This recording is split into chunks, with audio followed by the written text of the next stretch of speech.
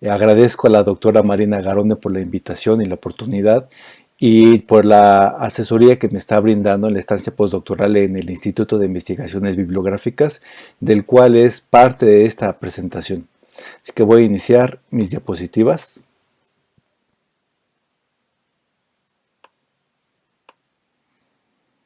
El título está relacionado con los manuscritos en lenguas indígenas que conserva la Biblioteca Nacional de México, y como antecedente podemos eh, plantear que es un corpus constituido por un conjunto de manuscritos novohispanos que forman en sí un tesoro histórico nacional. Algunos reflejan los primeros contactos entre el mundo europeo y el mesoamericano. Se marcan varios de ellos en el contexto de evangelización de los pueblos indígenas, y transcurre un proceso de transformación de este tipo de manuscritos a lo largo del periodo novohispano. Tenemos prácticamente dos publicaciones que han enfocado en este corpus, que es una guía elaborada por Ángel María Garibay Quintana en 1945 y publicada en 1966. Es parcial, solamente incluye 21 manuscritos en náhuatl. Y tenemos del mismo año, de 1966, una guía que elaboró Roberto Moreno de los Arcos, en la que completó más manuscritos, además de los que estaban en otras lenguas indígenas. Aunque este es un registro completo para 1966, en la actualidad ya no registra la totalidad de los que se encuentran. Y justamente ese es uno de los retos que se tienen para comprender este corpus, porque afortunadamente la biblioteca ha adquirido más manuscritos novohispanos de este tipo. El problema ahora es identificarlos dentro de este corpus. No están en la guía de Roberto Moreno de los Arcos, y tampoco existe una certeza de todas las lenguas indígenas que están en esos manuscritos. Hay algunas que aún falta por identificar. Esto implica que hace falta todavía mayor comprensión del corpus, y justamente en esa dirección es que estoy trabajando al revisar estos manuscritos, y con una mirada global estoy proponiendo una tipología. El objetivo es proponer de qué tipos, cómo son características generales de este corpus, de estos manuscritos. Entonces, bueno, sobre esto va a ser mi presentación.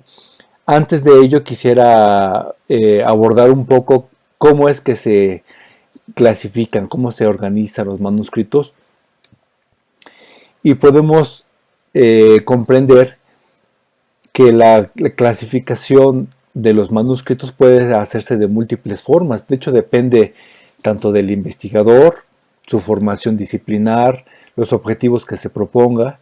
Entonces podemos ver que existen varios criterios para clasificarlos, y brevemente voy a mostrar algunos criterios posibles de clasificar a los manuscritos de tradición indígena. Posiblemente el más común es el cronológico. Aquí consideraríamos una línea de tiempo en la que el elemento central sería la separación entre un periodo prehispánico y uno colonial. De esta manera podríamos agrupar fácilmente los manuscritos prehispánicos de los coloniales, y fácilmente podríamos agruparlos en un orden ascendente. En un enfoque con criterio cultural, posiblemente esta división no sería tan útil, puesto que esta tradición agruparía los manuscritos que formaran parte de esta familia. Es decir, por ejemplo, un manuscrito mixteco se agruparía con otro manuscrito mixteco. El conjunto de manuscritos mixtecos que reflejan una cultura, una lengua, y no siempre coincidirían con un periodo cronológico. Podría ser un códice mixteco del siglo XV con uno del siglo XVII, y ambos estarían compartiendo la misma tradición cultural y lingüística. Entonces, bueno, a veces coincide, a veces no, digamos, pero el énfasis sería en que se agrupan por la cultura y la lengua. Otro enfoque que tiene un carácter práctico es el geográfico. Aquí podríamos agrupar los manuscritos que estén en cierta región geográfica y los separamos de otra. Por ejemplo, en el centro de México, en el convento de Tepozotlán, se elaboraron manuscritos en lengua náhuatl y en otomí y mazahua, que estas dos últimas son de una familia otomangue, que es diferente a la yuto azteca, de donde proviene el náhuatl. Entonces, aunque son diferentes culturas, diferentes lenguas, aquí el carácter geográfico permitiría ver las interacciones entre culturas. Ese es otro elemento que además es práctico porque es los de una región y se agrupa. Entonces, bueno, ese sería otro criterio. Otro también interesante es el escriturario, que se agruparían a los manuscritos que reflejan cierto tipo de escritura, por ejemplo jeroglífica de tradición mesoamericana, aunque cabe aclarar que no solamente se encuentran en manuscritos prehispánicos, sino también coloniales. Hay todavía un proceso largo, incluso de adaptación y crecimiento del sistema escriturario jeroglífico que avanzan hacia el periodo colonial. Pero podremos separar fácilmente a los del sistema escriturario alfabético, aunque están escritos en lengua indígena, pero en sistema alfabético. Entonces, eso sería una forma también de poder distinguirlos y agruparlos.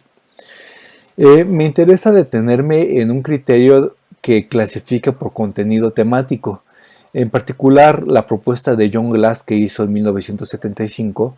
Ahí está la cita completa, en la que propuso agruparlos por una clasificación tipológica en la que elaboró estos 10 tipos, algunos de ellos con subtipos que se pueden apreciar. Del lado izquierdo los tipos, del lado derecho los subtipos.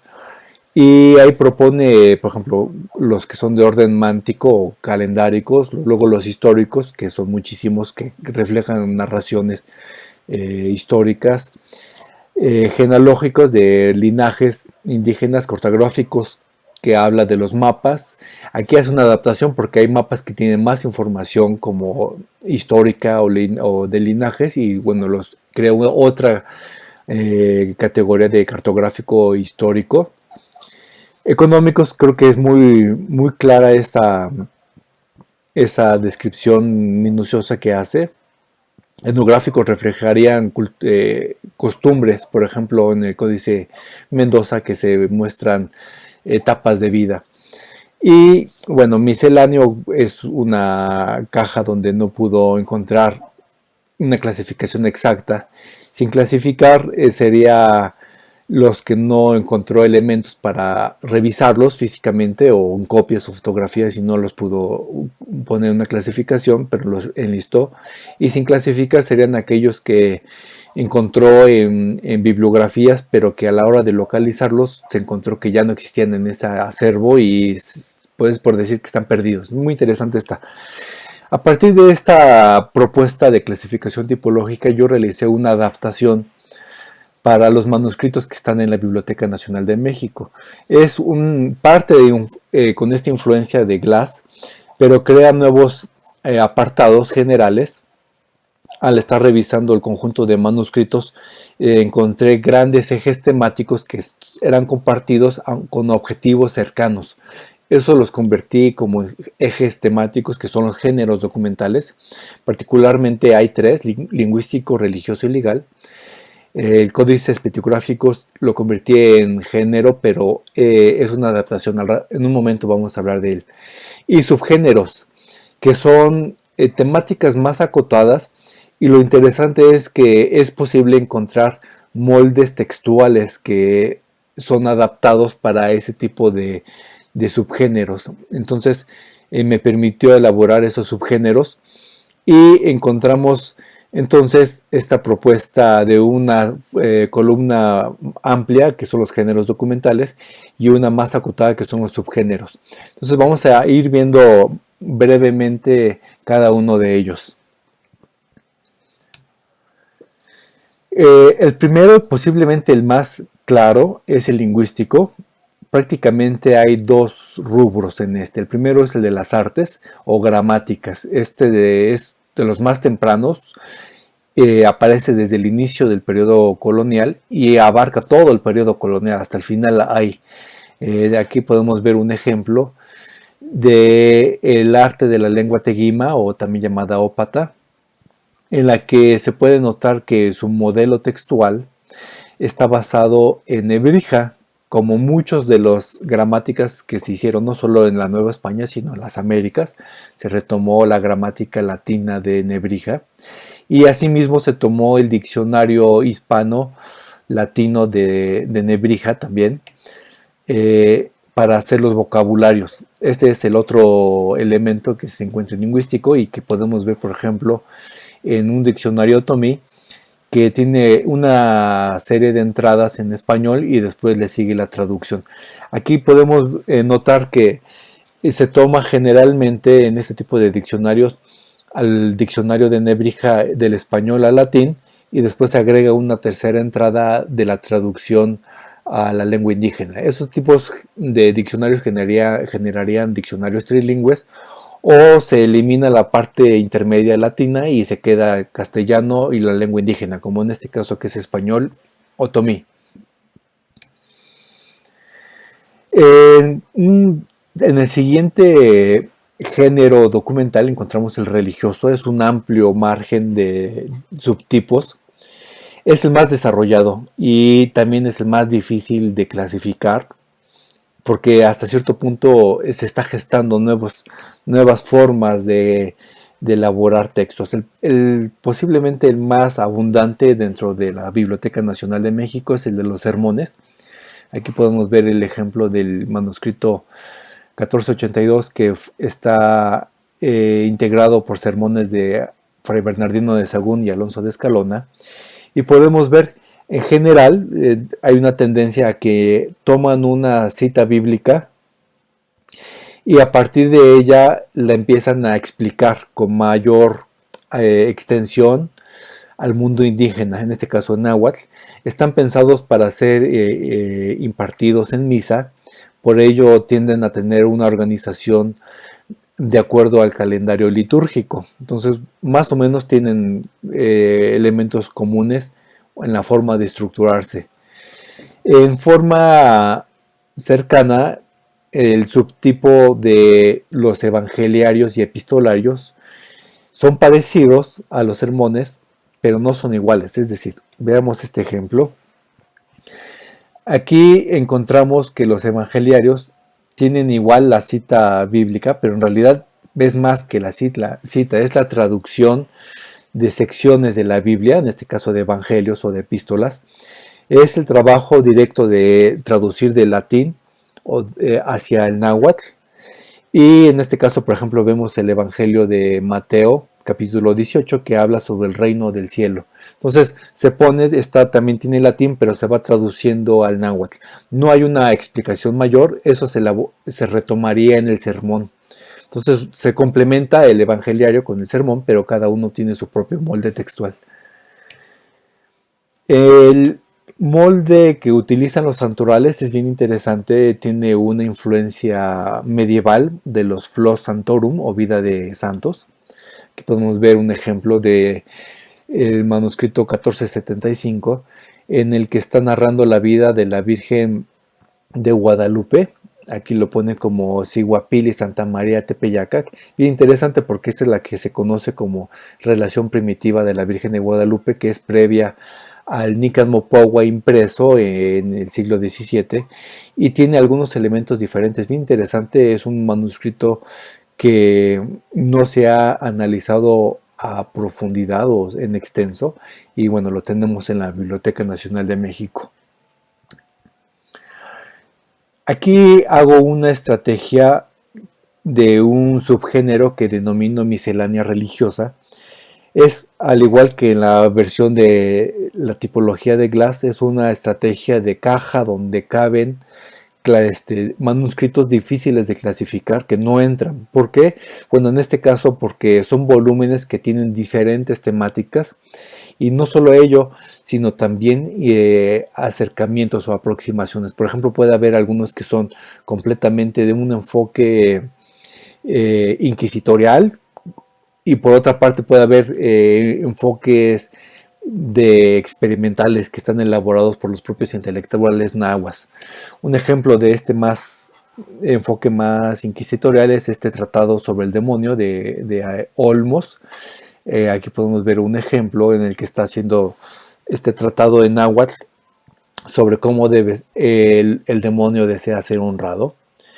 Y tenemos otros, bueno, en este volumen se encuentran sermones, hay distintas secciones con distintos enfoques que hace difícil clasificarlo en una sola categoría. Lo mismo pasa con los llamados cantares mexicanos, el manuscrito posiblemente el más conocido de los que tiene la biblioteca, en la que no solamente hay estos cantares o cantos en mexicano, sino que también hay sermones, como en este caso, podemos ver en la pantalla.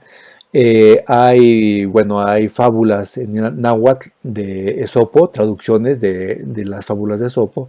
Encontramos también santorales, un arte adivinatoria, es decir, un campo de múltiples, digamos, modelos textuales y que están en el mismo volumen, compilados en un mismo ejemplar y que hace difícil esa clasificación, pero que en cierta forma están enmarcados en una esfera religiosa. Es por eso que le denominé miscelánea religiosa a este tipo de clasificación diversa. Compleja, sobre todo en el siglo XVI es donde hay más elementos ejemplares. Y en contraste, a finales del periodo novohispano vamos a encontrar que los manuscritos religiosos están dirigiéndose más a los propios indígenas. Los anteriores que estábamos viendo eran sobre todo dirigidos a los religiosos para ayudarlos en su misa, en la confesión. Y en este caso estamos hablando de un público que es el indígena directamente. Por ejemplo, aquí podemos ver un rosario en náhuatl que fue utilizado para prepararse para comulgarse. Estamos viendo finales del periodo novohispano. Entonces vemos cómo hay una transformación a lo largo del periodo novohispano en este tipo de género religioso. Es el más complejo definitivamente. Ahora, avanzando a otro género, encontramos que hay un tipo de orden relacionado con la administración del orden colonial, sobre todo en el ámbito legal, y en términos de documentos relacionados o escritos en lenguas indígenas tenemos los testamentos, que son, como en este caso voy a poner, los deseos del testador, en este caso Francisco Hernández, que no es el de botanista, sino es un indígena de recursos y que está haciendo un manifiesto para testar como testamento relacionado con las herencias. Tiene sus testigos. Generalmente se integraban con una traducción al castellano para que fueran válidos dentro del orden jurídico que estaban haciendo. Y otro tipo bien interesante dentro del orden legal son los procesos y peticiones. Aquí vamos a poner un ejemplo. No es de un individuo, sino son de comunidades. Tiene que ver con derecho comunitario. Son comunidades que hablan o hacen peticiones a las autoridades locales. En este caso bien interesante al señor Tlatoani, alcalde mayor Totepan Tlatocatzin, si podemos ver arriba. Que están haciendo una petición relacionada con la cabecera de este pueblo. Entonces, bueno, hay quejas. En algún momento también hubo quejas sobre los encomenderos, por ejemplo. Entonces, este es otro tipo común que se encuentran, pero normalmente son estos dos tipos los que podemos encontrar, o subtipos más bien, en la Biblioteca Nacional de México. Ahora, hay otros subtipos o subgéneros del orden legal que tienen que ver con títulos de tierras o títulos nobiliarios, censos demográficos y de tierras o catastros, pero que están de alguna manera adaptados. Y lo interesante de los que se encuentran en la Biblioteca Nacional de México es que tienen un formato pictográfico.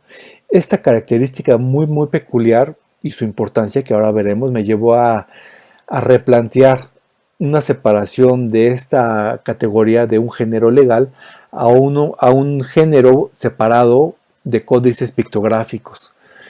De orden legal también, pero ya con una clasificación como códices pictográficos. Entonces, este sería el cuarto género que estoy planteando. Y los subgéneros que estoy proponiendo dentro de este género es el de los Techeloyan. El Techeloyan se puede considerar un tipo de códice relacionado con las tierras comunitarias que se elaboró entre el siglo XVII, a mediados del siglo XVII y mediados del siglo XVIII. Es como un siglo en el que apareció un fenómeno bien interesante. Les voy a poner un ejemplo en el que se muestran los linderos del pueblo, hasta los límites, hasta donde los que llega, el tipo de propiedades, el tipo de terrenos, los recursos que tiene, por ejemplo, si hay minas, si hay bosque, en este caso hay un lago de pesca, con fines de que se reconocieran como títulos de tierras. No es un título de tierras, sino es algo que está preparando la comunidad para que les den el título de tierras. Es bien interesante, hay elementos, es un códice híbrido y bueno, en la Biblioteca Nacional tenemos uno de ellos o un fragmento de uno de estos códices. Otro tipo de códices es el de las genealogías, que aquí no es la comunidad, sino es un linaje de nobleza indígena o que se piensa reivindicar como linaje de nobleza indígena. Aquí tenemos un ejemplo de la genealogía de Ixtlilxóchitl, don Felipe Ixtlilxóchitl, en el que muestra con las relaciones de parentesco. Ahí está su esposa doña Isabel y sus 3 hijos. Se puede ver elementos jeroglíficos, antropónimos y topónimos, por ejemplo, de tradición de escritura mesoamericana, y buscan justamente reivindicar ese linaje con el fin de obtener beneficios dentro del orden colonial, sobre todo de cuestión de nobleza. Y en los códices pictográficos hay también un objetivo de censar demográficamente las propiedades, censos económicos o las tierras. Aquí podemos encontrar al Códice Santa María Asunción, bien interesante porque registra, podemos ver estos recuadros como con triángulos. Es bien interesante porque está mostrando el terreno y la forma que tiene el terreno y la medición que tiene el terreno con ese sistema de signos adaptados de numeración para ver el tamaño que va teniendo en cada parte del terreno, pero además creó un sistema jeroglífico para identificar su calidad del terreno. Por ejemplo, si ustedes se fijan, en el centro de cada de estos recuadros tiene un jeroglífico que representa, por ejemplo, si es un terreno fértil, si es un terreno árido, si es productivo o no lo es productivo.